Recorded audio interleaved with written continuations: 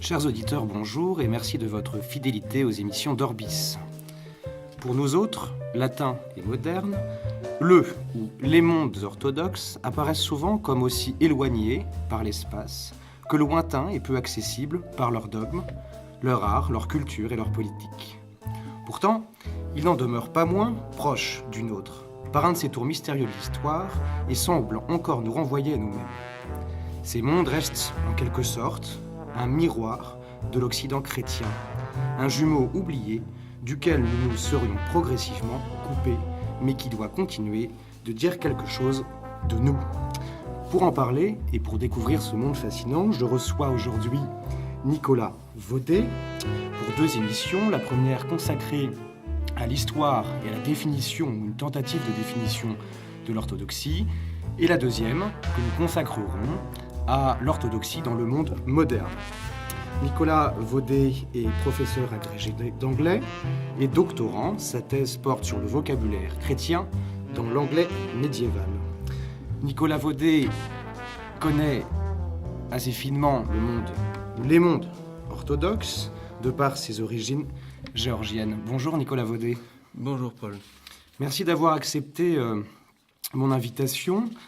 Pour commencer cette émission, j'aimerais vous demander, si cela est possible, de nous donner une définition, je sais que c'est une question épineuse, de l'orthodoxie. Alors, bien évidemment, à chaque fois qu'on parle d'histoire chrétienne, on ne peut pas vraiment parler de l'orthodoxie comme du catholicisme, mais il faut parler de l'Église orthodoxe comme on parle de l'Église catholique. C'est-à-dire que ce qui se définit comme le monde orthodoxe, c'est le monde de ceux qui appartiennent à l'Église orthodoxe, c'est-à-dire un ensemble d'églises qui appartiennent à une communion, plutôt qu'un ensemble de personnes qui croient à la même chose, parce qu'on va voir que malgré une communauté de foi, il peut y avoir des distinctions féroces, des divisions féroces entre les croyants. Alors, bien évidemment, au départ, initialement, le destin de l'Église orthodoxe et celui de l'Église catholique ne fait qu'un. L'Église indivise est fondée en 1933 à la Pentecôte, d'abord sous sa forme apostolique, avec le rapide martyre de nombreux apôtres et de leurs disciples. Et puis, l'histoire chrétienne commune en Orient et en Occident, elle commence, on peut le dire, en 311 avec l'édit de tolérance de Milan, décrété par l'empereur Constantin. Et puis, le premier événement commun, à nouveau, qui permet de commencer à définir l'orthodoxie, c'est 325, le concile de Nicée. L'orthodoxie, l'Église orthodoxe et son dogme commencent à se définir formellement en 325, au premier concile, lorsqu'il s'agit donc de répondre aux défis posés par l'hérésie arienne d'un prêtre d'Alexandrie, Arius, qui prétend que le Christ n'est qu'un homme et non pas un dieu. Le premier concile de Nicée, qui réunit des évêques de tout l'Empire romain, d'Orient comme d'Occident, tranche en faveur du camp qu'on appelle aujourd'hui orthodoxe, c'est-à-dire qui est celui qui affirme que le Christ est à la fois homme et Dieu, et suivront d'autres conciles, et notamment rapidement après, en 381, le concile de Constantinople, qui achève le travail de définition dogmatique, notamment dans la rédaction du symbole de Nicée, donc du credo. Ce concile de Constantinople, qui achève le travail de définition dogmatique, qui notamment en termine avec l'arianisme et consacre la victoire de ceux qui confessent que le Christ est à la fois homme et Dieu. Voilà pour la première étape. Et on le dira, c'est la seule fois que l'orthodoxie parvient à se débarrasser totalement d'un camp hérétique adverse au sein de l'Empire, parce que, moins d'un siècle plus tard, 2 conciles à nouveau œcuméniques, le concile d'Éphèse en 430 et le concile de Chalcédoine en 451, qui sont 2 nouvelles étapes fondamentales pour la définition de l'orthodoxie, du dogme orthodoxe, partagé encore une fois à l'époque en Orient comme en Occident. Ces 2 conciles voient une division. Sauf que cette division, avant les divisions entre Orient et Occident, telles qu'on les appelle, qui viendront plus tard, c'est une division entre le monde d'une part gréco-latin et d'autre part le monde hors de l'Empire, qui est notamment sous la tutelle perse. Et donc à Éphèse, en 430, un prêtre, Nestorius, prétend que le Christ est en deux personnes. Le Christ, selon Nestorius, n'est pas une seule personne, mais deux. Et cela veut dire pour lui que la Vierge n'a pas mis au monde Dieu, mais seulement un homme, la personne du Christ, tandis que la personne divine en Jésus ne peut pas avoir subi l'humanisation que la tradition rapporte. Et ici, au lieu que, comme à Nicée et Constantinople en 381, le camp orthodoxe triomphe, il y a une division. Le monde à l'est de l'Empire romain, c'est-à-dire notamment l'Empire perse, se sépare du reste de l'Église. C'est un monde chrétien qui parle araméen, qui a une culture propre depuis la très haute Antiquité. Il se sépare et va suivre son propre chemin pendant plusieurs siècles jusqu'à la domination, jusqu'aux invasions mahométanes. Et puis en 451, à peine 20 ans plus tard, le concile de Chalcédoine à nouveau voit une division. Cette fois-ci, ce sont trois centres d'une très grande importance pour le monde de l'Empire romain qui se séparent de l'Église d'alors. C'est Alexandrie avec l'Église copte, c'est Antioche avec les Syriaques, et c'est par ailleurs le monde chrétien arménien qui constitue une marge orientale de l'Empire qui se sépare, cette fois-ci pour la raison inverse, à savoir qu'en poussant les conclusions du concile d'Éphèse, certains prêtres étaient arrivés à considérer qu'il n'y avait non seulement qu'une seule personne en Jésus-Christ, mais même une seule nature, et en étaient venus à rejeter l'humanité du Christ. Après Arius qui rejetait la divinité, les prêtres et hiérarques qui refusent le concile de Chalcédoine décrètent que le Christ est seulement Dieu. Comme si, selon leur expression, l'humanité s'était dissoute comme une goutte dans la mer, dans la divinité du Christ. Et donc à nouveau, on arrive à la moitié du 5e siècle avec une définition historique de l'orthodoxie qui, en fait, dès cette époque-là, ramassée sur le monde gréco-latin autour de la Méditerranée, tandis que des centres chrétiens de la plus haute importance, notamment Antioche et Alexandrie, qui étaient deux patriarcats de la plus haute antiquité, fondés par l'apôtre Pierre ou par des disciples de l'apôtre Pierre, se séparent et de même continuent un chemin différent jusqu'à, comme pour le cas de l'Église perse, jusqu'aux invasions mahométanes qui mettront fin ou en tout cas qui endommageront fortement la chrétienté dans ces régions.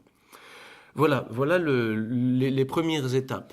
Ce sont donc des étapes de définition de la foi dans lesquelles le monde romain, à la fois en Orient et en Occident, en Grèce, dans le monde hellénophone et le monde latinophone, définit le Christ comme une seule personne de deux natures, à la fois divine et humaine, et qui définit la Trinité comme un seul Dieu en trois hypostases, en trois personnes, le Père, le Fils et le Saint-Esprit. On en est là au 5e siècle. Et puis, par la suite, on va avoir une autre querelle qui commence au 6e siècle, mais qui va vraiment éclater au 7e siècle, c'est la querelle du monothélisme. Alors le monothélisme prend la suite des hérésies du concile de Chalcédoine. C'est l'idée qu'on ne peut plus dire, puisque cela a été interdit par le concile de Chalcédoine, on ne peut plus dire qu'il n'y a qu'une nature dans la personne du Christ. Alors certains, notamment avec en vue l'idée de réunir les différentes régions qui se sont éloignées les unes des autres à cause des définitions du concile de Chalcédoine, pour réunir possiblement ces différentes régions et ces différents pôles, on cherche à donner l'idée qu'il n'y a peut-être pas une seule nature en Christ, mais peut-être seulement une seule volonté. Et à nouveau contre cette vision, les pères grecs, notamment grecs, même si des pères latins de l'époque se manifeste dans le même sens. Les pères grecs, à nouveau, refusent d'adopter cette définition et définissent à nouveau il y a deux natures et deux volontés en Christ, en disant tout ce qui n'est pas assumé n'est pas sauvé. Si le Christ n'a pas assumé la volonté humaine n'est pas sauvée et ne pourra pas être l'instrument du salut final de l'individu après la résurrection du Christ. Cette querelle prend fin seulement à la fin du 7e siècle, et on en arrive du coup au dernier concile œcuménique, le deuxième concile de Nicée, en 787, qui lui aborde un sujet assez nouveau, puisqu'il ne s'agit plus de querelles christologiques, même si, bien évidemment, il y a toujours un fond christologique dans les querelles pour lesquelles on rassemble un concile œcuménique. Le 7e concile œcuménique, c'est celui qui traite de la question des images, des icônes. Depuis les invasions mahométanes qui ont déferlé sur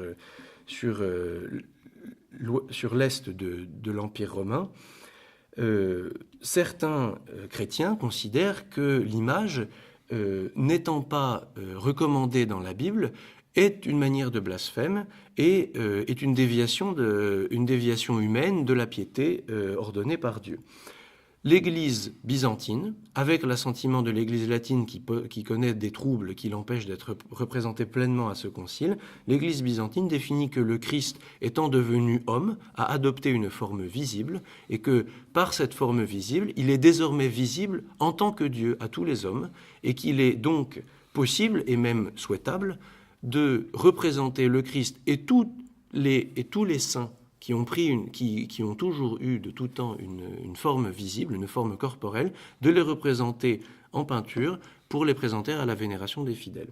Malheureusement, ce concile n'est pas accepté immédiatement et c'est seulement en 843 que, sous l'influence de l'impératrice Théodora de Constantinople, l'iconoclasme, donc le refus de la vénération des icônes, est vaincu définitivement, ou presque, et qu'une relative stabilité doctrinale s'établit au sein de l'Empire romain, c'est-à-dire qui est à cette époque-là déjà réduit à son ancienne partie orientale, puisque Rome, depuis le 5e siècle, a été plusieurs fois mise à sac et n'est plus un centre impérial. Très bien. Alors, ce qui est important ce qui est intéressant dans l'orthodoxie, c'est son développement aussi grâce au monachisme. Le monachisme, je crois savoir, tient une place véritablement centrale dans son développement. Alors effectivement, même si on peut dire la même chose du monde occidental, puisqu'on sait le rôle fondamental qu'a joué saint Benoît de Nursie dans l'édification de la civilisation européenne, ce qui est extrêmement important, c'est que bien évidemment, quand on est au IVe siècle, par exemple, on part d'une situation où les rites liturgiques de l'Église sont extrêmement diversifiés, où on a d'un diocèse à l'autre des usages différents, et où les centres principaux, c'est-à-dire Rome d'une part, Constantinople d'autre part, mais aussi Alexandrie, Antioche et Jérusalem, possèdent des liturgies assez différentes, et en allant même donc encore plus à l'est de cela, dans les centres qui se détachent au 5e siècle du reste du monde chrétien, c'est-à-dire la Perse et même jusqu'en Inde, on a des liturgies qui sont héritées de la mission du saint apôtre Thomas et qui sont encore différentes, même si on sait qu'elles viennent probablement d'Antioche. Constantinople, en tant que, à partir du 5e siècle, cité réellement impériale et seule cité impériale de tout le monde connu, a vocation à opérer une synthèse entre les différents rites, et c'est effectivement ce qui se passe. Il y a un rite qu'on appelle le rite de la Grande Église, c'est-à-dire un rite cathédral très orné, très solennel et particulièrement splendide, qui donc a pour foyer la cathédrale, la basilique Sainte-Sophie, qui est une cathédrale, mais qu'on appelle basilique parce que c'était la cathédrale du Basileus, de l'empereur, celle que fréquentait l'empereur romain.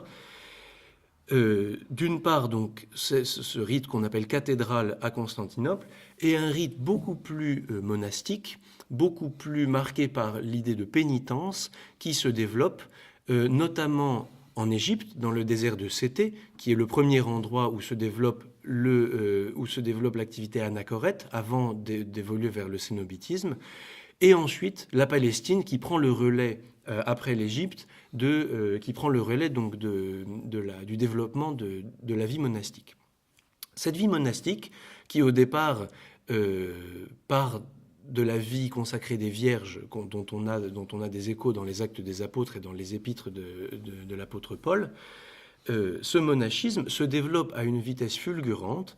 On a au IVe siècle des ouvrages qui sont écrits par de saints moines comme Palade ou Évagre, qui racontent le développement formidable, extrêmement rapide, de centres monastiques donc dans le désert égyptien et par la suite de plus en plus vers le nord, donc vers la Palestine. Et le fait est que le rite monastique adopté, notamment en Palestine à partir environ du 5e siècle, ce rite monastique commence progressivement à s'imposer dans le monde byzantin jusqu'à Constantinople, où, à la suite d'invasions mahométanes, des moines venus de Palestine se réfugient à Constantinople et importent leur rite. Et la synthèse commence à s'opérer, et c'est ce qui fait que, dans un mouvement qui s'étendra jusqu'au début du 2e millénaire, la spiritualité monastique vient se placer en fait au centre de l'expérience ecclésiale et religieuse et liturgique dans le monde byzantin. Donc on a aujourd'hui des pratiques qui semblent à un orthodoxe lambda, dirais-je, des pratiques normales et des pratiques évidentes que tout le monde doit pratiquer, qui sont en fait des pratiques qui, il y a 1500 ans, auraient été identifiées comme clairement monastiques, et c'est aujourd'hui la réalité majoritaire dans la vie du chrétien orthodoxe. Vous parlez par exemple des jeûnes qui ponctuent l'année liturgique pour les orthodoxes. Voilà, donc effectivement, on est toujours en Occident assez surpris de la sévérité de la discipline en ce qui concerne les jeûnes. Il faut savoir effectivement qu'en plus du carême de Pâques, il y a un carême long de 40 jours identique à celui de Pâques qui précède la fête de Noël, et encore un carême de durée variable qui peut durer jusqu'à 40 jours encore, qui précède la fête des saints apôtres Pierre et Paul et qui commence peu de temps après la Pentecôte, donc en fonction de la date de Pâques qui peut aller de 2 semaines à 40 jours, et encore un jeûne de 15 jours qui lui précède la fête de la Dormition, qui est appelée Assomption dans le monde catholique. Donc 4 jeûnes pendant lesquels, selon la loi monastique, on ne mange que des légumes cuits à l'eau, en plus des 2 jours par semaine, mercredi et vendredi, en mémoire de la trahison et de la crucifixion du Christ, qui doivent être aussi jeûnés. Donc effectivement, vous voyez que là, on arrive à plus de la moitié de l'année qui est jeûnée sur un mode extrêmement sévère. Et effectivement, c'est une pratique qui vient de Palestine, c'est-à-dire des établissements monastiques de l'Orient, tandis qu'on le sait, à Constantinople, en raison notamment de la vie de la cité, les règles de jeûne étaient au départ, étaient beaucoup moins sévères. Voilà, d'une part, donc effectivement pour la liturgie et pour la discipline ascétique, le rôle qu'a joué le monachisme dans l'Église d'Orient. Merci. Alors vous venez de nous donner une définition extrêmement claire et puis vos rappels historiques aident à situer dans le temps la naissance de l'orthodoxie. Maintenant, ce qui m'intéresse, ou ce qui m'intéresserait, ce serait de savoir comment politiquement s'est constitué le monde orthodoxe. Parce qu'il y a bien une séparation, un monde orthodoxe qui se bâtit face à un monde romain, latin, et un monde latin-romain qui se bâtit face à un monde orthodoxe. Je crois que c'est des querelles qui ont eu plusieurs étapes, enfin une querelle qui s'est faite et constituée en plusieurs étapes. Et je crois que, on retient souvent la date de 1054, mais que, en réalité, cette querelle remonte au 7e siècle. Voilà. Alors, pour donner un exemple dont j'ai déjà très rapidement parlé, il faut bien voir que la vie religieuse dans ce qui est à l'époque l'Empire romain est totalement imbriquée avec la vie politique. Saint Constantin, l'empereur qui décrète la tolérance en 311 et qui fait ensuite du christianisme la religion d'État devant le constat du triomphe du christianisme une fois libéré des persécutions, Constantin, au départ, est un pontifex maximus païen de la ville de Rome, et cette continuité entre l'État et l'Église se maintient. Or, notamment, comme je l'ai dit tout à l'heure, au Ve siècle, on a l'Arménie, qui est un royaume à la marge de l'Empire romain, à l'est donc, et qui, pour des raisons politiques, cherche à se distinguer de l'Empire romain. Que fait-il? Il adopte des conclusions contraires à celles du Concile de Chalcédoine de 451 et, d'une certaine manière, décrète par là son indépendance à la fois religieuse mais surtout politique. Eh bien, on peut dire malheureusement, exactement le même schéma qui s'applique dans les relations entre Rome et Constantinople. Que se passe-t-il au début du Ve siècle? Rome, mise à sac par les barbares venus de l'Est, tombe et ne peut plus avoir le rôle et le rang de cité impériale. Constantin, depuis le IVe siècle, a déplacé vers Constantinople le centre névralgique de l'Empire romain.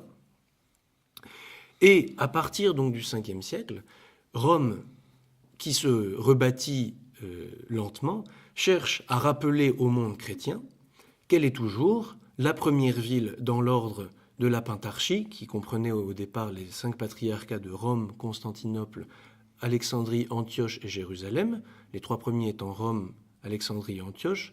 Ce sont 2 conciles qui ont ajouté à cette liste Constantinople et Jérusalem, l'une en raison de sa dignité impériale, l'autre en raison du fait que c'est le Christ, que c'est là que le Christ est mort et ressuscité. Rome donc cherche à rappeler à tous les chrétiens que c'est elle qui est le premier centre, là où tous les martyrs venaient mourir, comme le dit saint Paul dans ses épîtres, et comme le disent bien d'autres martyrs après lui, et voit bien évidemment d'un très mauvais œil le fait que Constantinople, non seulement laissée seule, mais en plus profitant des fastes de la cour et de l'influence et de l'importance de la cour impériale, prend de plus en plus de poids dans le monde chrétien. Et sur cette base politique, commence à se cristalliser dans les relations ecclésiales un conflit d'influence. Rome cherche à trouver des arguments pour rappeler sa première place dans le monde chrétien. Constantinople, à l'inverse, cherche à éloigner le plus possible le souvenir de la grandeur de Rome. Et le premier vrai affrontement, qui n'en est pas un parce que les Romains en étaient absents, arrive à la fin du VIIe siècle, au concile appelé Intrulo, qui est un concile convoqué par les Grecs les plus adversaires des Latins, qui cherchent à faire condamner un certain nombre de pratiques liturgiques et disciplinaires, au nombre desquelles, par exemple, le jeûne instauré le samedi dans le monde occidental, qui n'est pas connu par les orientaux, qui jeûnent seulement le mercredi et le vendredi, et chez qui, au contraire, le samedi, en anticipation du dimanche, est déjà un jour de réjouissance. L'usage des pains azimes dans la consécration au cœur de la liturgie eucharistique, et d'autres pratiques qui sont donc condamnées lors de ce concile en 692 par un concile uniquement tenu par les Grecs. Même si donc on ne peut pas dire que c'est un concile unanime et il ne fait pas partie des conciles reconnus comme œcuméniques, on a déjà bien là la marque d'un conflit non négligeable entre Romains et Grecs à la fin du VIIe siècle, sur fond de querelles d'influence, puisque des papes comme Léon Ier, Gélas, Damas ont cherché à affermir l'idée que Rome est le premier centre chrétien, qu'en face, les patriarches de Constantinople ont répondu par l'argument inverse. À la fin du VIIe siècle, première forte anicroche dans la concorde qui devrait normalement être établi entre Rome et Constantinople. Et puis, on arrive au IXe siècle avec ce qu'on appelle le schisme de Photius, c'est-à-dire au IXe siècle, on a un schisme entre Rome et Constantinople autour de la personne du patriarche de Constantinople, Photius, qui est reconnu comme saint dans l'Église orthodoxe et qui est dans l'historiographie catholique considérait comme un schismatique responsable des troubles qui naissent dans l'Église à cette époque-là. Photius a été appelé en remplacement d'un patriarche déposé par l'empereur, et le pape de Rome voit dans cette occasion une possibilité de réaffirmer sa place première en refusant de reconnaître comme valide le patriarcat de Photius. Et cette querelle s'envenime tout au long du IXe siècle et va être résolue en deux temps, par les latins au cours des années 870, à leur avantage, et puis ensuite par les Grecs seuls à nouveau en 880 à leur avantage.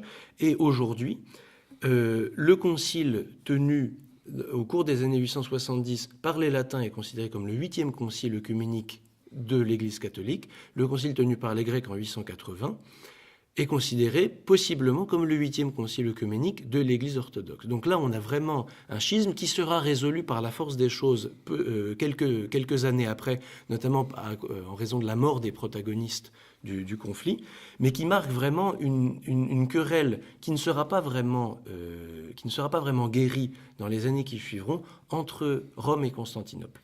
Mais je vous interromps, mais ce qui est intéressant ici de voir, c'est que c'est avant tout une querelle politique, et la religion vient se greffer sur ces querelles politiques, et on cherche prétexte à se séparer et à affirmer son pouvoir. Donc c'est pas une question religieuse au départ. Absolument. Là, on a en plus, pour être complet, un élément à rajouter dans l'équation, c'est Charlemagne. Charlemagne, à la fin du 8e siècle et au début du 9e siècle, cherche à s'affirmer comme l'empereur. Sauf que le problème qui se pose à Charlemagne, c'est qu'il y a déjà un empereur, c'est l'empereur romain qu'on appelle d'Orient, qui est à Constantinople. Alors, on sait que pour poser sa légitimité d'empereur là où il a le pouvoir, c'est-à-dire principalement dans ce qu'on appelle l'Allemagne actuelle, dans le monde germanique et en Italie, dans le Saint-Empire romain germanique, Charlemagne pousse au conflit, pousse les papes de Rome au conflit. Les papes de Rome ne seront pas forcément disponibles à cette volonté, mais Charlemagne et sa cour cherchent à déclencher des conflits et ces conflits sont bien évidemment très bien reçus par les empereurs de Constantinople qui cherchent eux aussi à affirmer une prépondérance et même à s'affirmer comme les défenseurs de la vraie foi. Donc, en 880, cela fait près d'un siècle qu'il y a un conflit politique de représentation symbolique entre Orient et Occident, et effectivement, à la fois, on y surajoute les éléments religieux, mais il faut bien voir aussi que, comme le monde romain et le monde byzantin, depuis la destruction de Rome, depuis la mise à sac de Rome, mais aussi depuis que Rome s'est rebâtie, ces deux espaces se distinguent politiquement. Les deux mondes n'ont pas communiqué autant qu'ils l'auraient pu, autant qu'ils l'auraient dû, et la foi a effectivement commencé à se distinguer. Il y a des pratiques religieuses, des pratiques liturgiques, des pratiques disciplinaires, mais aussi des manières d'affirmer certains points de foi qui ont commencé à se séparer, et notamment, c'est le cas particulièrement saillant du filioque. Le filioque, qui naît a priori à partir du 6e ou 7e siècle en Occident, même si certaines tendances historiographiques voudraient le faire remonter plus tôt. On a donc en Occident une addition au credo qui n'est pas acceptée unanimement en Occident et qui, pour le coup, est rejetée pour des raisons linguistiques de manière totale et radicale par l'Orient. Charlemagne est un de ceux qui cherchent à imposer le filioque comme un élément nécessaire de la doctrine chrétienne. Bien évidemment, c'est extrêmement mal reçu par le monde byzantin, par le monde de Constantinople. Et c'est notamment sur la question du filioque que les débats particulièrement féroces prennent place à partir du IXe siècle, même si on a déjà eu des discussions sur le sujet, et C'est en 1054 qui est la date du schisme, qu'on retient comme celle du schisme entre Orient et Occident. En 1054, la raison pour laquelle le cardinal Humbert, envoyé par le pape, épingle une bulle d'excommunication sur l'autel de la grande église de Constantinople, c'est parce que les Grecs refusent le filioque dans le credo. Donc effectivement, ça part de querelles politiques, mais à cause de la distinction entre deux mondes politiques, il y a aussi des manières de dire et d'exprimer la foi qui se distinguent et qui sont perçues vraiment comme irréconciliables à la fin du premier millénaire et jusqu'à la rupture en 1054. Ce qu'il reste à dire, c'est que 1054, pas plus qu'elle n'est le début du schisme, n'est pas non plus la fin du schisme.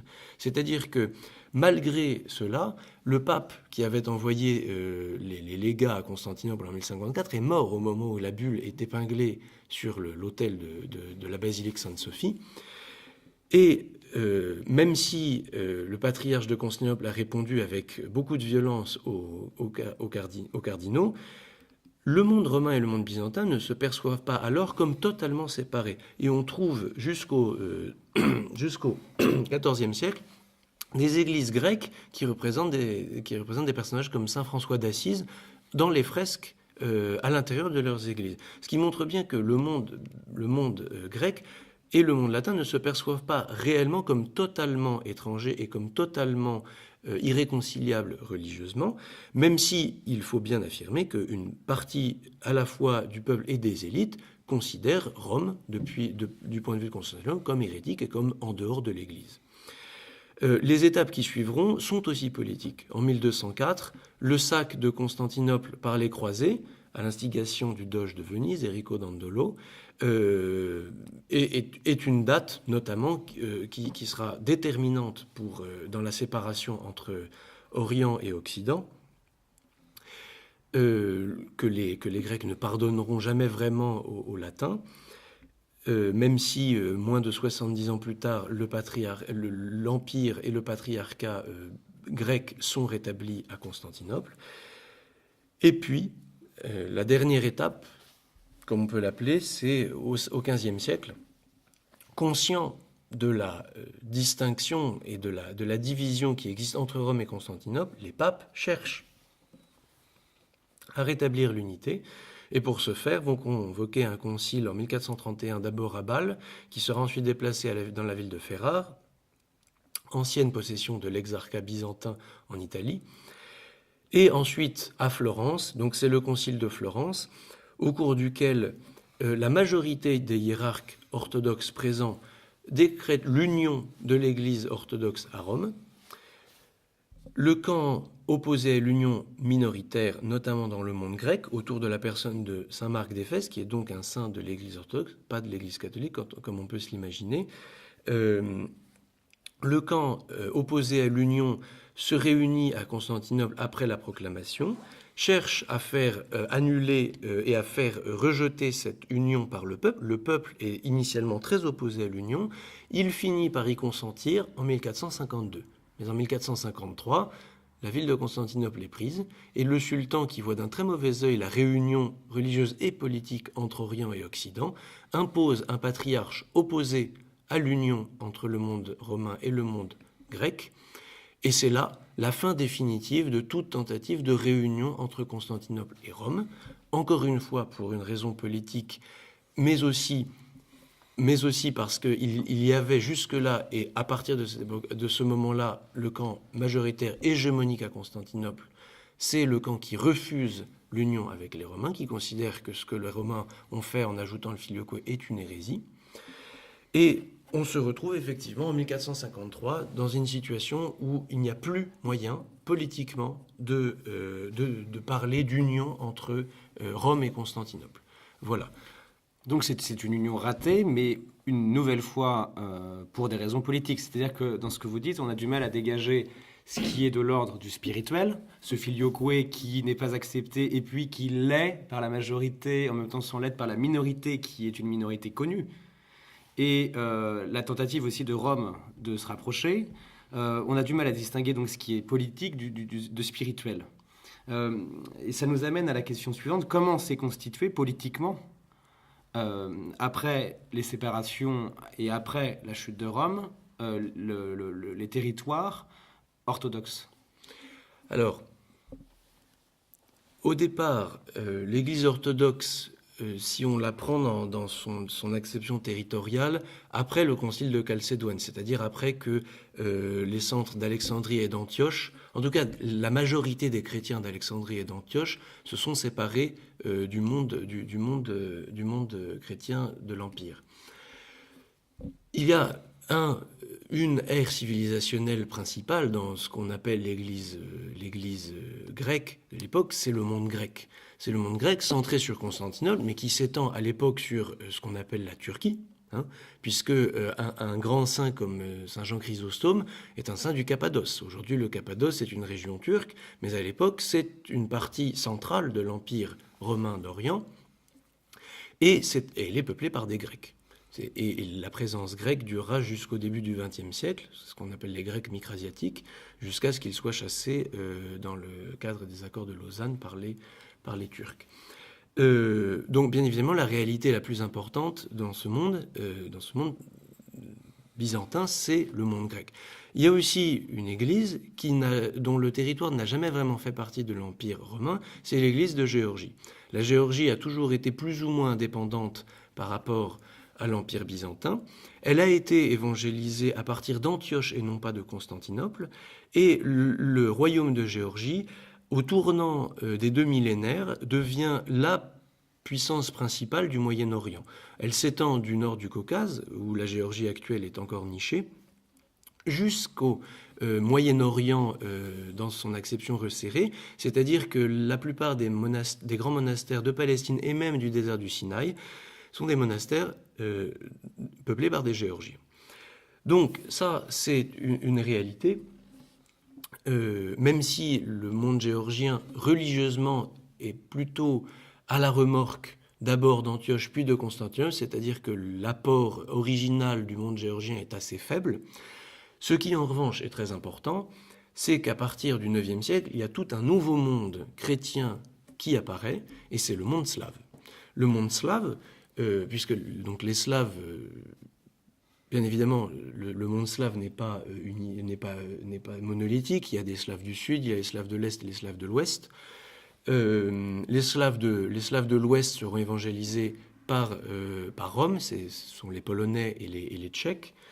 Les Slaves du Sud, c'est ce qu'on appelle les Yougoslaves, donc puisque Yougoslave en slavon, cela veut dire les Slaves du Sud, et puis les Slaves de l'Est, qui sont aujourd'hui les Russes, les Ukrainiens et les Biélorusses. Le monde slave qui n'est pas unifié est d'abord évangélisé par Saint Cyril et Saint Méthode, qui sont envoyés depuis Constantinople. Et c'est là qu'on a aussi un premier aperçu de la dissension entre Rome et Constantinople. Rome voit d'un très mauvais œil cette mission lancée par Constantinople, rattachée canoniquement à Constantinople, dans des terres qui ne sont pas encore chrétiennes. Tout un tas de complications vont se dresser sur la route de Saint Cyril et Saint Méthode, qui néanmoins établissent une mission suffisamment solide pour que leurs successeurs, après leur mort, réussissent à convertir une grande partie des régions qui sont aujourd'hui occupées par les États slaves, notamment à partir de la Bohême-Moravie et en Ruthénie.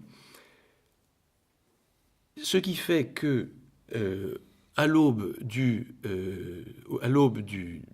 XIe siècle, l'un des États les plus importants du monde slave, la Russie kiévène, se convertit au christianisme, mais au christianisme byzantin.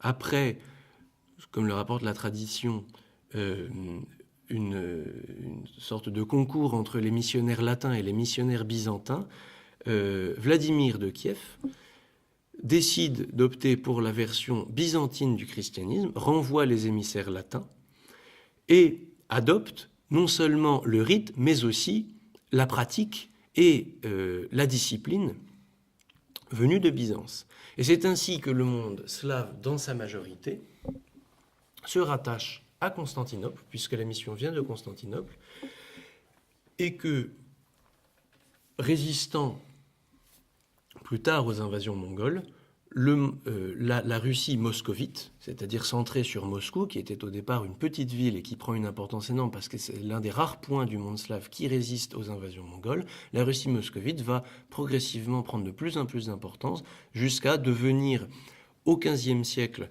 un centre de grande ampleur dans le monde chrétien byzantin, et à avoir des représentants au Concile de Florence et à être beaucoup plus opposé à l'union avec les latins que le monde grec.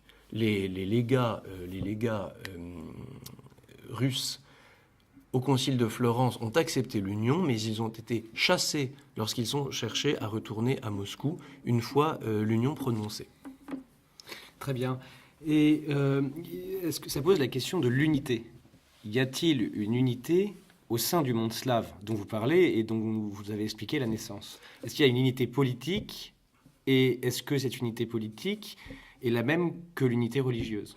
Alors, je ne peux pas vraiment répondre seulement sur le monde slave sans avoir d'abord parlé de ce que c'est que l'unité ecclésiale dans le monde orthodoxe. Comme je l'ai dit tout à l'heure, les régions qui ne font pas partie de l'Empire romain, qui sont à la marge de l'Empire romain, sont évangélisées à partir d'un centre qui appartient à la Pentarchie. Donc, je le rappelle, la Pentarchie, c'est Rome, Constantinople, Alexandrie, Antioche et Jérusalem. Et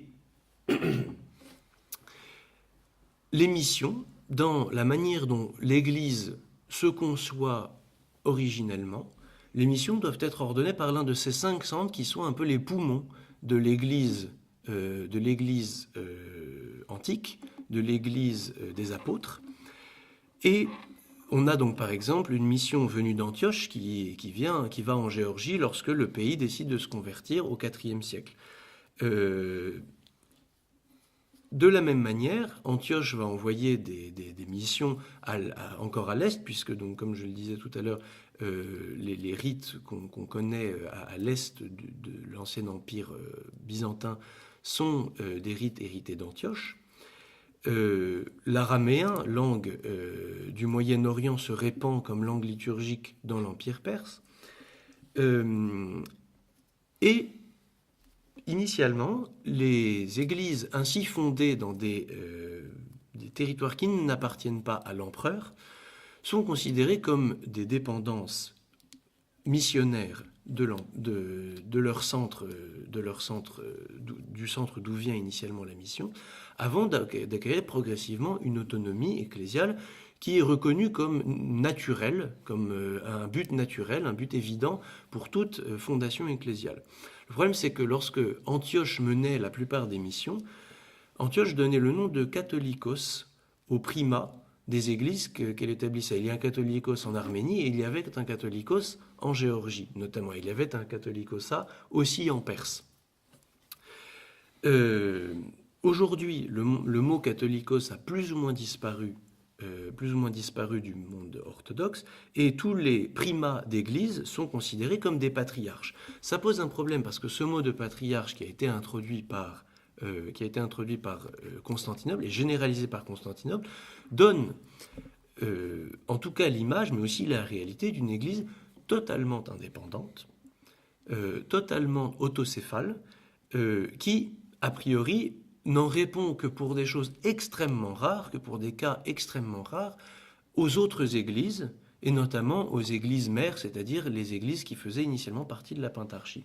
Donc, une fois que l'église russe a été établie missionnairement, et qu'elle prend de l'ampleur et qu'elle peut s'assumer par elle-même, le monde slave de l'Ouest n'est plus réellement unifié au monde byzantin, au monde de Constantinople, et cette unité, l'unité, si elle se fait effectivement dans la foi, n'est pas vraiment une unité politique, ni même une unité ecclésiale. Il y a une unité dans la foi, mais l'unité de gouvernance ecclésiale, et je pense qu'on en reparlera au cours de notre prochaine émission. Et ça, c'est à partir de quel siècle? L'absence d'unité, à partir de quel siècle? L'absence d'unité, encore une fois, à la fois politique et puis ecclésiale. Il y a une unité dans la foi. L'unité politique, elle l'unité politique et ecclésiologique, elle prend fin d'une certaine manière lorsqu'une Église acquiert l'autocéphalie. Et dans le monde russe, cela s'est fait progressivement. D'abord l'autonomie, puis l'autocéphalie au XVe siècle. Et c'est là, effectivement, qu'on peut voir une vraie séparation, sans division dans la foi et dans la communion entre les églises. Alors c'est passionnant parce que ça a encore des conséquences sur le monde actuel, le monde d'aujourd'hui, notre monde contemporain, notamment dans ce qu'on appelle les pays de l'Est, en fait, de la Russie, et puis des satellites, si on parle avec des mots d'il y a 50 ans, les satellites de l'URSS. Voilà. Mais je crois qu'on en rediscutera lors de notre prochaine émission, la semaine prochaine. Merci Nicolas Vaudet de cette présentation extrêmement complète et très érudite de l'orthodoxie. Et puis je vous dis à la semaine prochaine. Merci Paul, à la semaine prochaine.